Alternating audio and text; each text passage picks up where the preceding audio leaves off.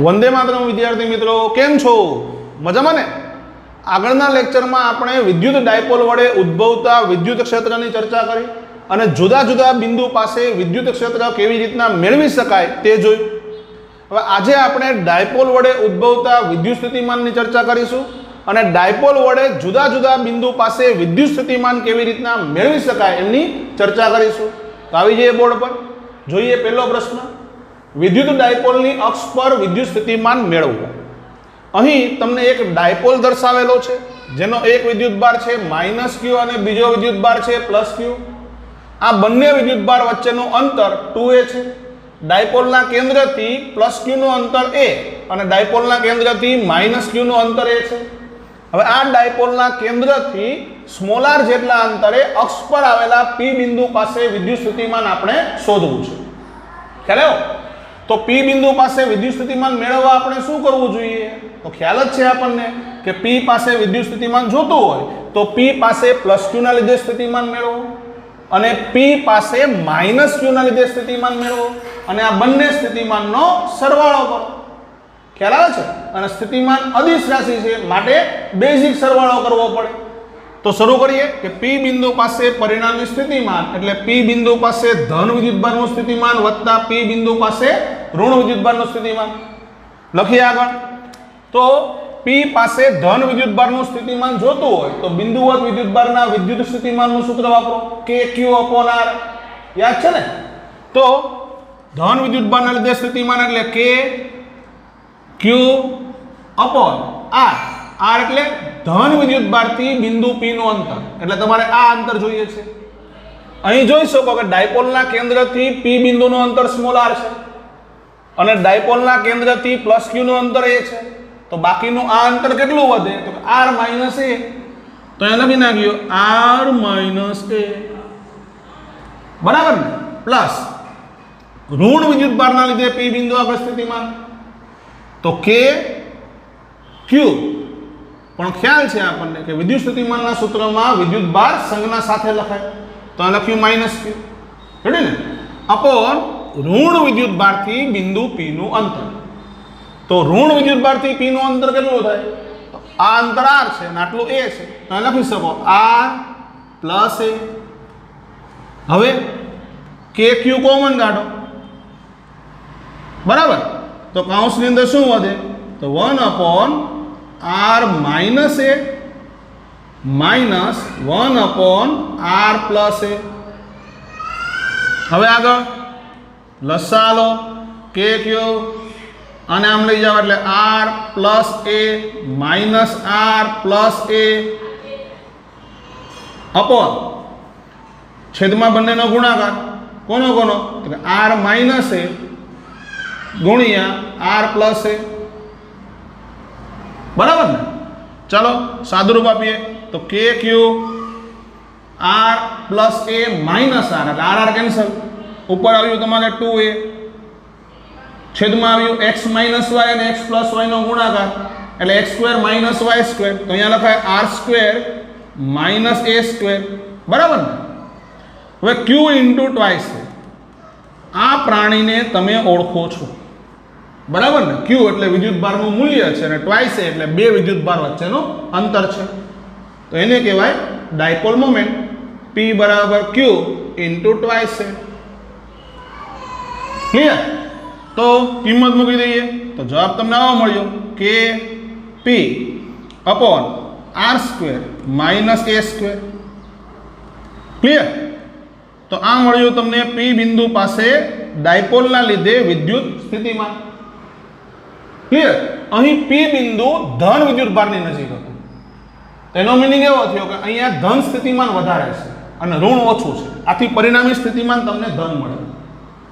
જો બિંદુ p ઋણ વિદ્યુતભારની નજીક હોય ને એટલે p બિંદુ જો અહીંયા હોય ને બરાબર તો અહીંયા ઋણ વિદ્યુતભારની અસર વધારે હોય એટલે ઋણ સ્થિતિમાન વધારે હોય. ક્લિયર? તો આ જવાબ તમને અહીંયા માઈનસ મળે. ખ્યાલ આવ્યો? ધન વિદ્યુતભારની નજીક તો +kp/r² - a² અને ઋણની નજીક તો -kp/r² - a².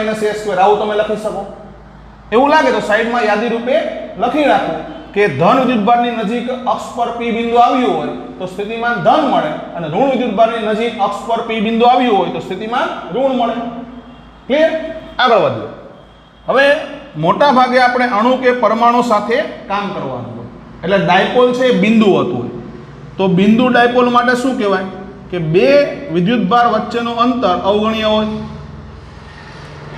બરાબર ને? બે વિદ્યુતભાર વચ્ચે અંતર 2a અવગણ્ય હોય. 2a અવગણ્ય તો એ તો અવગણ્ય થયું ને. તો એના માટે એવું લખી શકાય r is very very greater than a. આવું ખ્યાલ? તો r ની સાપેક્ષમાં a ને અવગણો તો p બિંદુ પાસે વિદ્યુત સ્થિતિમાન plus or minus kp upon r square આવું બને. ખ્યાલ? આ સૂત્ર પરથી આપણને ખબર પડે કે બિંદુવત વિદ્યુતભારનું વિદ્યુત સ્થિતિમાન kq અપોન r અનુસાર બદલાય. એટલે અંતરના s પ્રમાણમાં બદલાય. જ્યારે અહીંયા સ્થિતિમાન છે 1 અપોન r સ્ક્વેર અનુસાર બદલાય. બરાબર ને? એટલે કે ડાયપોલ માટે વિદ્યુત સ્થિતિમાન 1 અપોન r સ્ક્વેર પ્રમાણે ઘટે. આ પણ એક MCQ થઈ ગયો. કયા બિંદુની ચર્ચા કરી? તો અક્ષ પરના વિષુવરેખા પરના બિંદુની ચર્ચા કરીએ. બરાબર? હવે ડાયપોલની વિષુવરેખા પર y જેટલા અંતરે આવેલું બિંદુ P છે. વિષુવરેખા કોને કહેવાય? તો ડાયપોલના બે વિદ્યુતભારોને જોડતી રેખાનો લંબ દ્વિભાજક એટલે વિષુવરેખા. અને વિષુવરેખા પર કેન્દ્રથી y અંતરે આવેલું બિંદુ P છે અને P પાસે વિદ્યુત સ્થિતિમાન આપણે શોધવું છે. તો શું કરશું? તો P પાસે ધન વિદ્યુતભારના લીધે સ્થિતિમાન અને P પાસે ઋણ વિદ્યુતભારના લીધે સ્થિતિમાન મેળવી અને એમનો સરવાળો કરીશું. ખ્યાલ આવે ને? તો શરૂ કરીએ.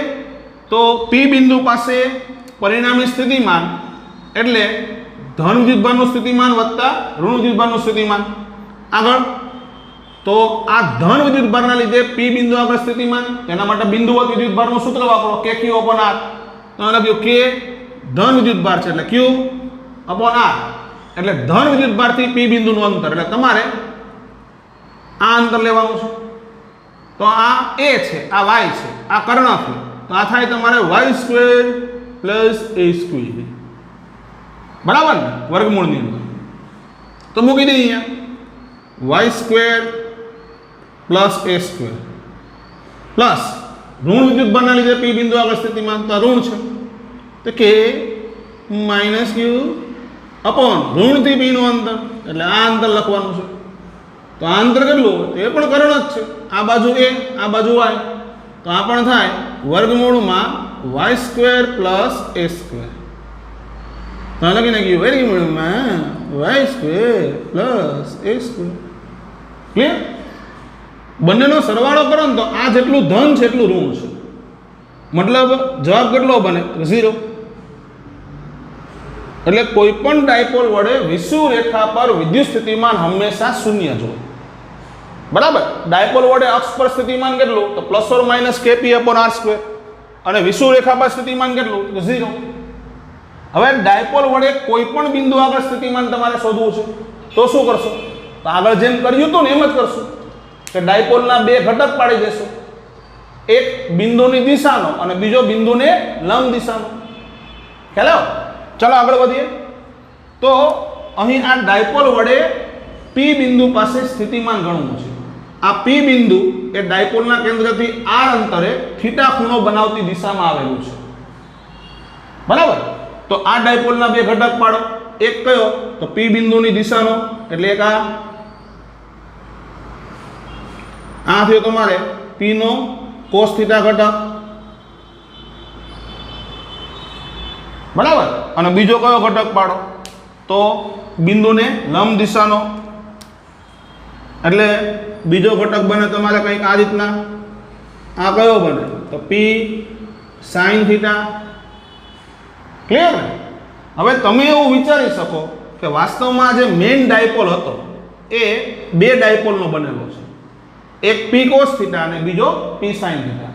તો મેઇન ડાયપોલ વડે P બિંદુ આગળ સ્થિતિમાન મેળવવું હોય તો આપણે એવું પણ કરી શકીએ કે P cos થીટાના લીધે P બિંદુ આગળ સ્થિતિમાન મેળવો અને P sin થીટાના લીધે P બિંદુ આગળ સ્થિતિમાન મેળવો. આ બંને સ્થિતિમાનનો સરવાળો કરો અને જેટલું સ્થિતિમાન મળે એટલું મેઇન ડાયપોલ વડે P બિંદુ પાસે મળે.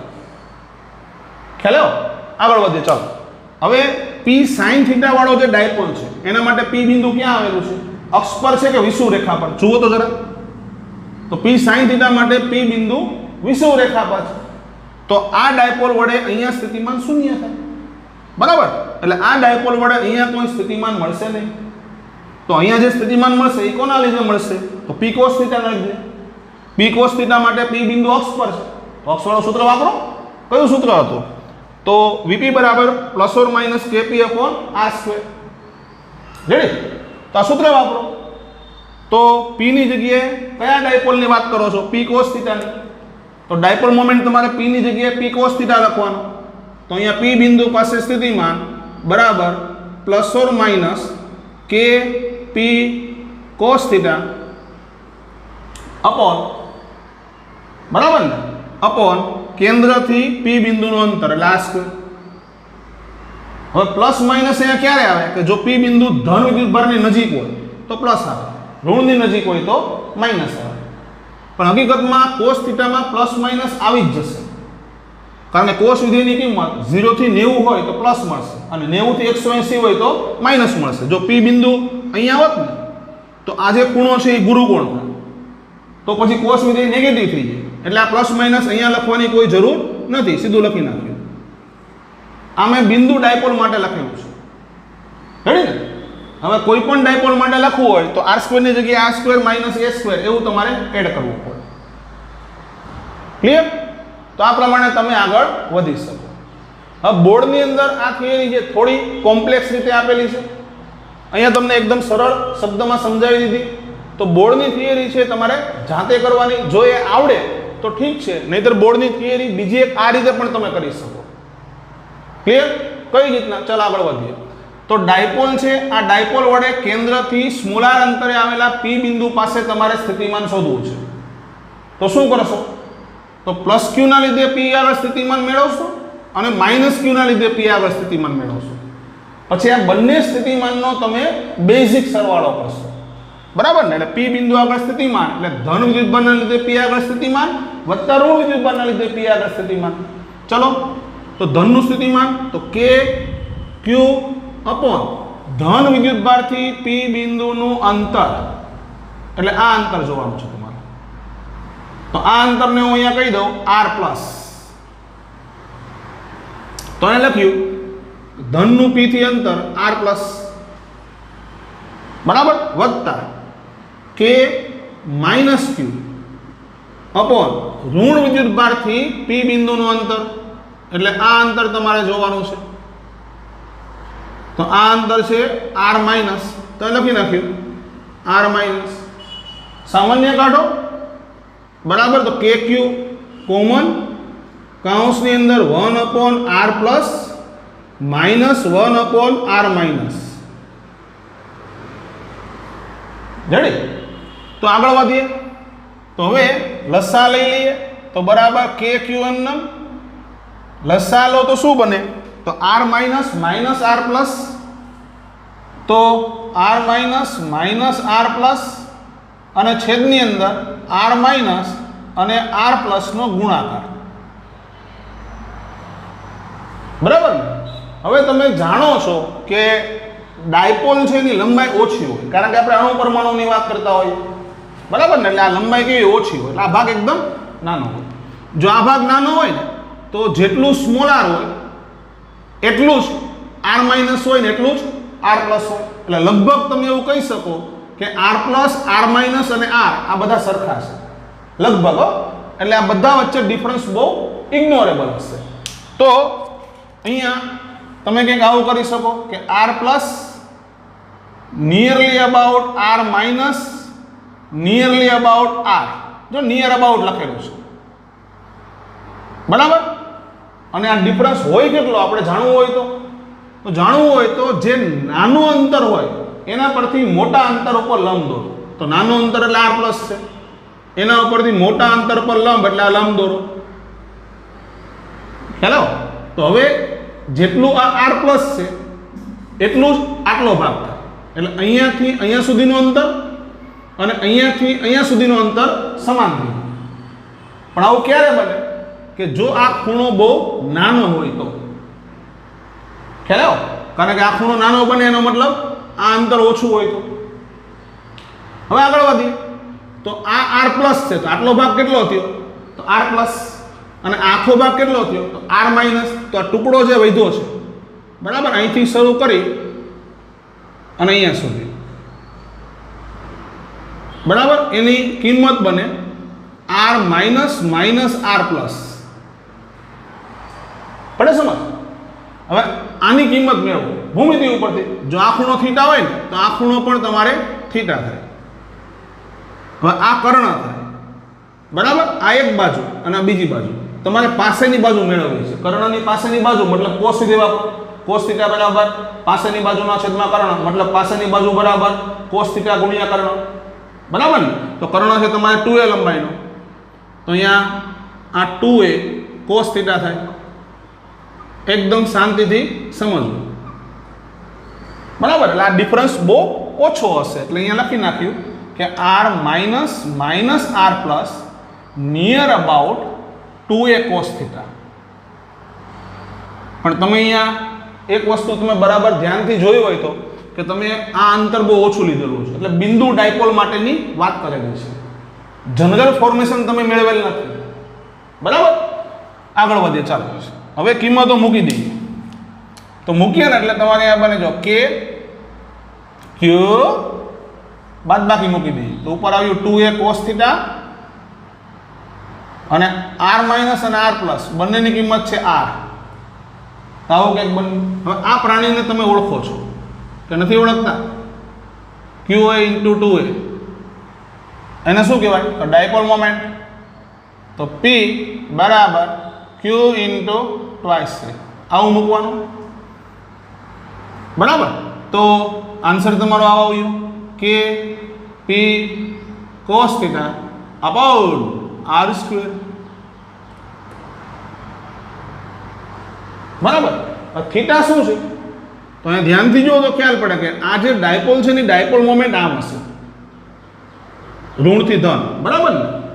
અને જે બિંદુ છે એનું સ્થાન ડાયપોલ મોમેન્ટ અને P બિંદુના સ્થાન સદિશ વચ્ચેનો ખૂણો છે બરાબર. ડાયપોલ મોમેન્ટ અને કોની વચ્ચે? તો P બિંદુના સ્થાન સદિશ વચ્ચેનો ખૂણો છે. એટલે આ સૂત્રને કંઈક તમે આ પ્રમાણે પણ લખી શકો કે P સદિશ dot r caret upon r square. આ શું લખ્યું? તો r કેરેટ એટલે સ્થાન સદિશની દિશાનો એકમ સદિશ. જો આ ડોટ ગુણાકારને વ્યાખ્યાયિત કરો ને તો P સદિશનું મૂલ્ય એટલે P, r કેરેટનું મૂલ્ય r કેરેટ એટલે એકમ સદિશ છે તો એનું મૂલ્ય 1 હોય એટલે P સદિશનું મૂલ્ય એટલે P, r કેરેટનું મૂલ્ય 1 થાય જે લખેલ નથી. અને cos થીટા એટલે P સદિશ અને r સદિશ વચ્ચેનો ખૂણો અહીં આવી ગયો. તો ઘણા આ ફોર્મેશનમાં પણ લખે બરાબર. હજી આગળ વધીએ તો r કેરેટ એટલે તો એકમ સદિશ એટલે ઉપર સદિશ છેદમાં એનું મૂલ્ય એટલે ઉપર r સદિશ છેદમાં r. તો એ રીતના આપણે લખીએ ને તો હજી આ સૂત્રને આપણે આમ પણ લખી શકીએ કે P સદિશ અને r કેરેટની જગ્યાએ r સદિશના છેદમાં r. તો અહીંયા r સ્ક્વેર હતો તો r ક્યુબ થઈ ગયો બરાબર. તો આ બધા સૂત્ર છે એનો ઉપયોગ કરી અને ડાયપોલ વડે કોઈ પણ બિંદુ આગળ સ્થિતિમાન તમે મેળવી શકો. ક્લિયર? પણ ડાયપોલની અક્ષ પરના બિંદુની વાત કરતા હોય તો લખીએ અહીંયા કે ડાયપોલની અક્ષ પર હાલો જો અક્ષ પરના બિંદુની વાત કરતા હોય તો બિંદુ કે અહીંયા આવેલો હશે ને કાં અહીંયા આવેલો હશે તો થીટા કાં 0 થાય ને કાં થીટા 180 થાય બરાબર. એટલે થીટા બરાબર 0 ડિગ્રી અથવા 180 ડિગ્રી.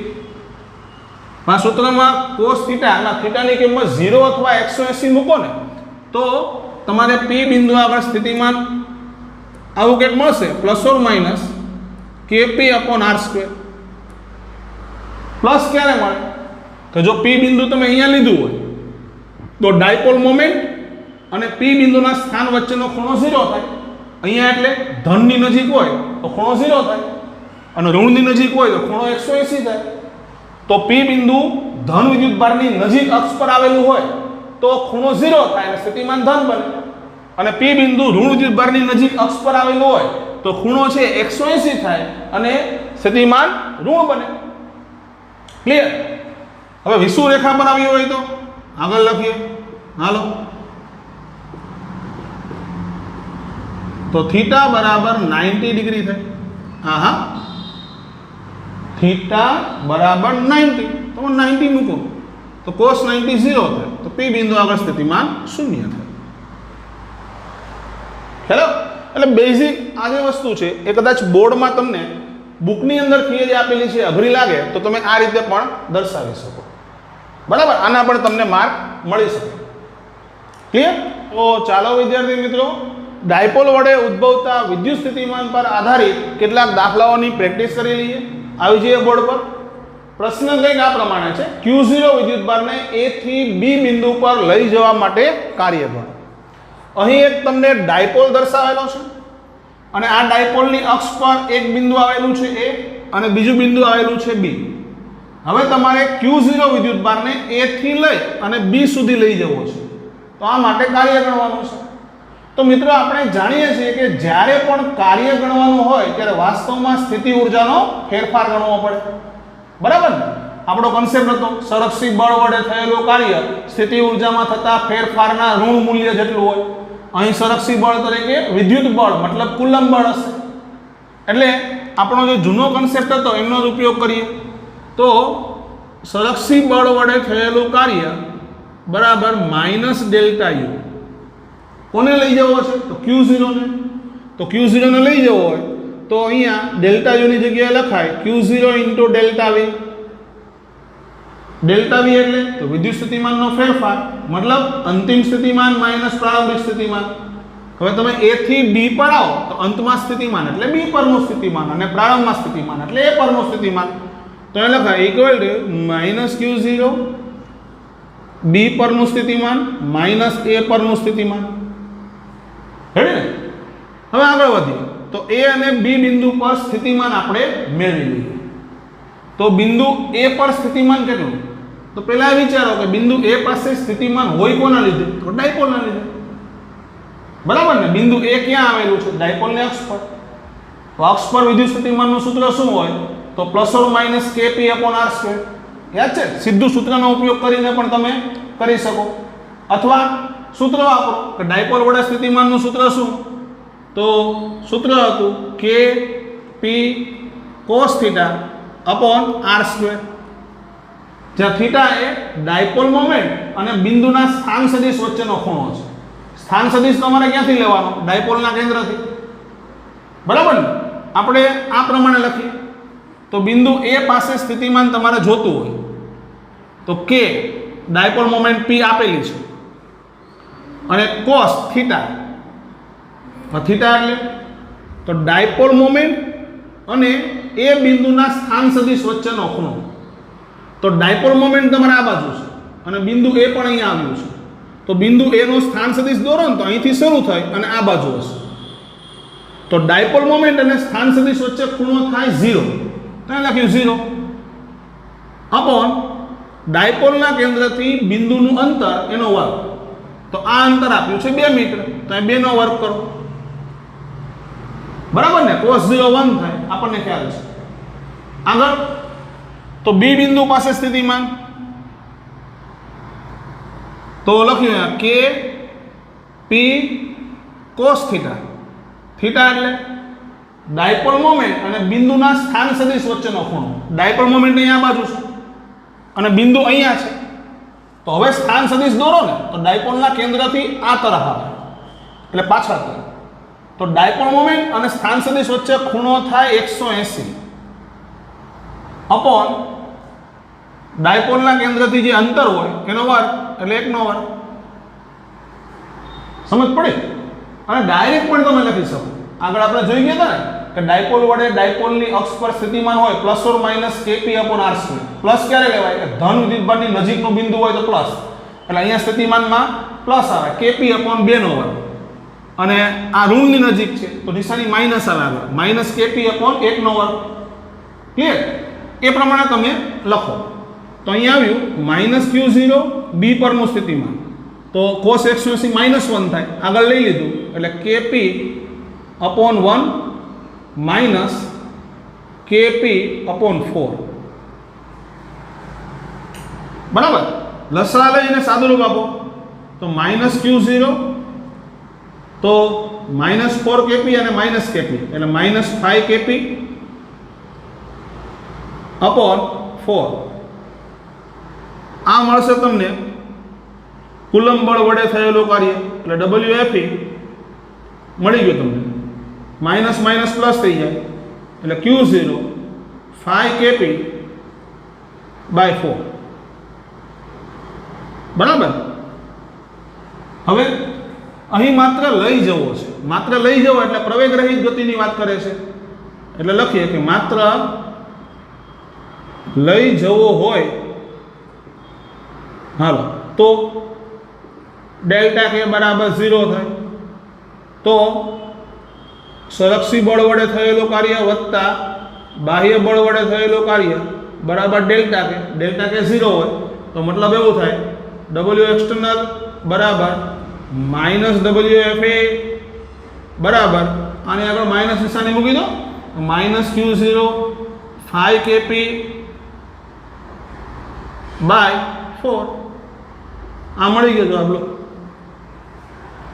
બરાબર, આ સૂત્રનો તમે અહીંયા ઉપયોગ કર્યો છે. પડી સમજ? હવે આવી રીતે બીજો એક દાખલો છે કે Q0 વિદ્યુતભારને બિંદુ A થી બિંદુ B સુધી લઈ જવા માટે કાર્ય કરો. બરાબર, અહીં જે બિંદુઓ છે નથી ડાયપોલની અક્ષ પર કે નથી ડાયપોલની વિષુવૃત્ત રેખા તમે જોઈ શકો છો.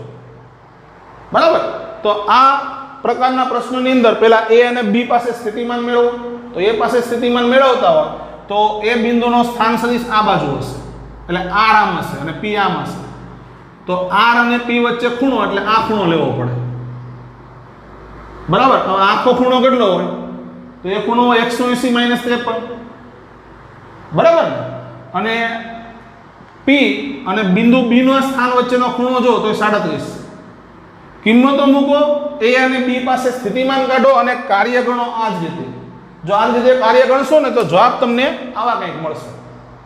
ક્લિયર?